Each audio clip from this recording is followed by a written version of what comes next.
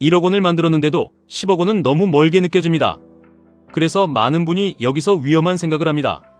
QLD보다 TQQQ 비중을 더 높이면 시간을 절반으로 줄일 수 있지 않을까? 수익률만 높이면 10억 원이 금방 되지 않을까? 오늘은 막연한 기대가 아니라 실제 숫자로 확인해 보겠습니다.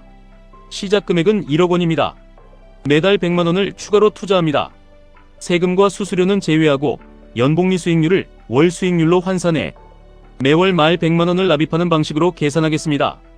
연평균 수익률을 8%로 가정하면 10억 원까지 약 19년 8개월이 걸립니다. 12%로 가정하면 약 14년 11개월입니다. 15%라면 약 12년 8개월입니다. 18%라면 약 11년 1개월입니다. 연 8%와 연 18%의 차이는 10%포인트입니다. 하지만 10억 원에 도착하는 시점은 약 8년 7개월이나 달라집니다.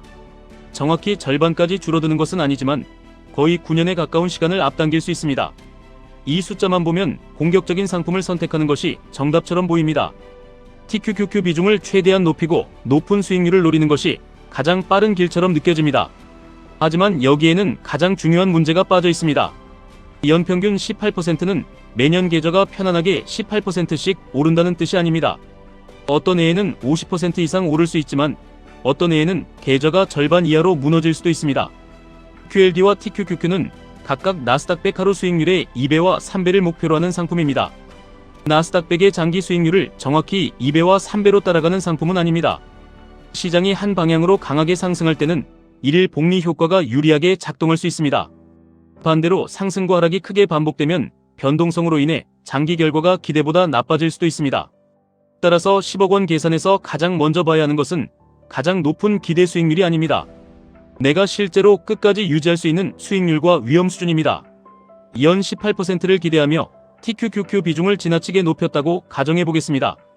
계산표에는 11년 1개월 뒤 10억 원에 도착한다고 나옵니다. 하지만 중간에 계좌가 70% 하락했을 때 공포를 견디지 못하고 매도한다면 이 계산표는 아무 의미가 없습니다. 1억 원이 3천만 원이 된 상태에서 팔아버리면 높은 기대 수익률이 오히려 목표에서 더 멀어지게 만들 수 있습니다. 반대로 연 12%를 기준으로 계획하고 QLD를 중심에 두면서 감당할 수 있는 범위에서 TQQQ를 사용한다면 속도는 조금 느려 보일 수 있습니다. 하지만 폭락장에서도 계획을 유지할 가능성은 더 높아집니다. 연 18%를 몇 년 기대하다가 포기하는 사람보다 연 12%, 계획을 14년 이상 지키는 사람이 실제 10억 원에 더 가까울 수 있다는 뜻입니다. 10억 원에 도착하는 시간을 바꾸는 장치는 수익률만 있는 것이 아닙니다. 첫 번째는 시작 금액입니다.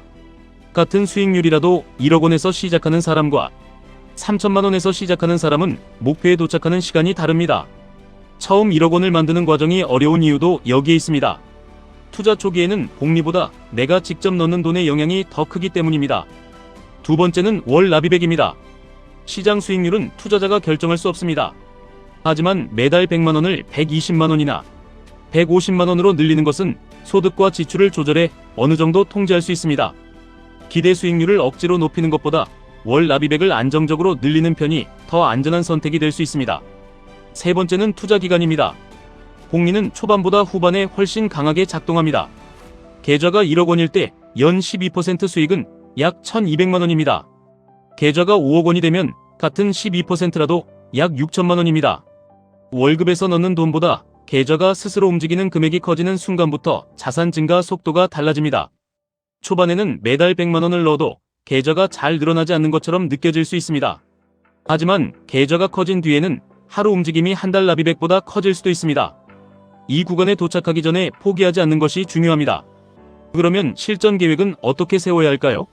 하나의 수익률만 가정해서는 안 됩니다. 보수적 시나리오와 기준 시나리오, 낙관적 시나리오를 함께 만들어야 합니다. 보수적으로 연 8%라면 약 19년 8개월입니다. 기준 수익률을 연 12%로 잡으면 약 14년 11개월입니다. 낙관적으로 연 15%를 달성한다면 약 12년 8개월입니다. 연 18%라면 약 11년 1개월까지 줄어듭니다. 생활계획은 연 8%에서 12% 사이를 기준으로 세우고 연 15% 이상의 결과는 보너스로 생각하는 편이 안전합니다. 연 18%가 불가능하다는 뜻은 아닙니다.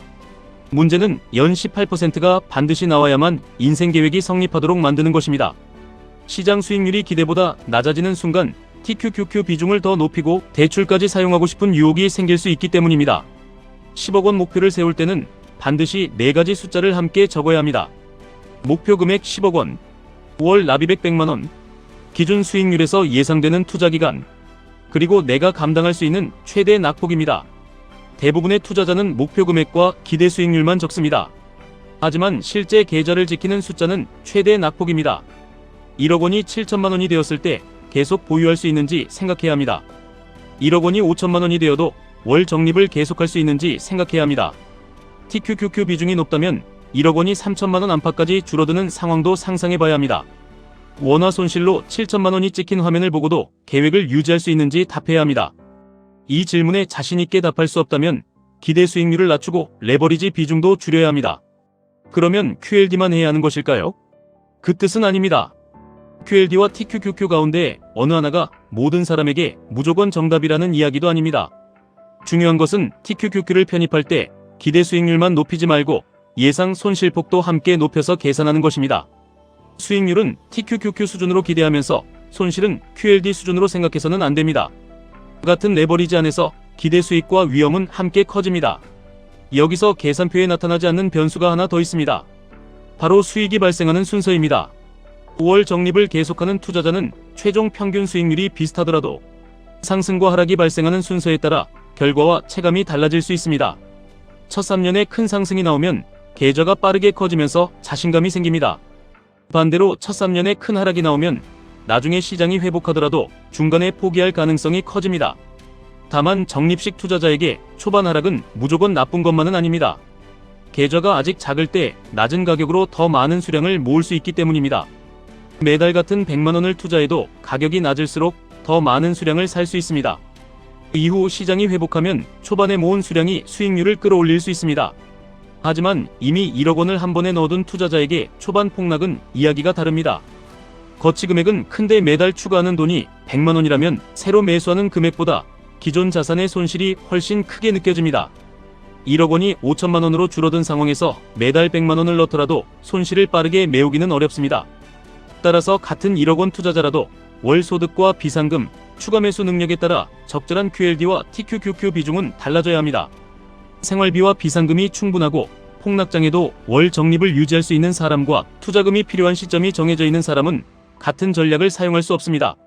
매년 한 번은 계산표를 다시 작성하는 것이 좋습니다. 현재 계좌 잔액, 지난 12개월 동안 실제로 납입한 금액, 10억 원까지 남은 금액, 보수적인 수익률을 적용했을 때 남은 기간, 그리고 지금 계좌가 50% 하락했을 때 발생하는 원화 손실입니다. 현재 잔액이 1억 원이라면 50% 하락은 5천만 원의 손실입니다. 잔액이 5억 원이라면 같은 50% 하락도 2억 5천만 원의 손실입니다. 하락률은 같아도 자산이 커질수록 감당해야 하는 원화 손실은 완전히 달라집니다. 그래서 10억 원에 가까워질수록 기대 수익률을 더 높이는 것보다 이미 만든 자산을 잃지 않는 일이 중요해집니다. 처음 1억 원에서 2억 원을 만들 때 사용한 공격성이 8억 원에서 10억 원으로 갈 때도 반드시 필요한 것은 아닙니다. 목표에 가까워졌다면 새로 투자하는 돈의 일부를 현금성 자산이나 변동성이 낮은 자산으로 보낼 수 있습니다. TQQQ가 급등해 목표 비중을 크게 넘어섰다면 일부를 줄여 QLD나 현금으로 옮기는 단계별 규칙을 만들 수도 있습니다. 계획은 처음부터 끝까지 같은 비중을 고집하는 것이 아닙니다. 계좌 규모와 소득, 생활비, 목표 시점이 달라질 때 위험도 함께 조절하는 것입니다. 10억 원은 한 번에 대박으로 만드는 숫자가 아닙니다. 처음 만든 1억 원을 시장에서 잃지 않고 유지한 기간, 매달 100만 원의 적립을 끊지 않은 기간, 폭락장이 왔을 때 계획을 충동적으로 바꾸지 않은 기간, 이 시간이 쌓여 10억 원이 만들어집니다. 빠른 길이 보일수록 그 길을 끝까지 걸을 수 있는지 먼저 확인해야 합니다. 연 18%를 꿈꾸는 것보다 연 12%, 계획을 오랫동안 지키는 사람이 실제 10억 원에 더 가까울 수 있습니다. 계산표에서 가장 높은 수익률이 아니라 내가 완주할 수 있는 수익률을 선택하십시오. 지금까지 1분 투자 하이젠버그였습니다.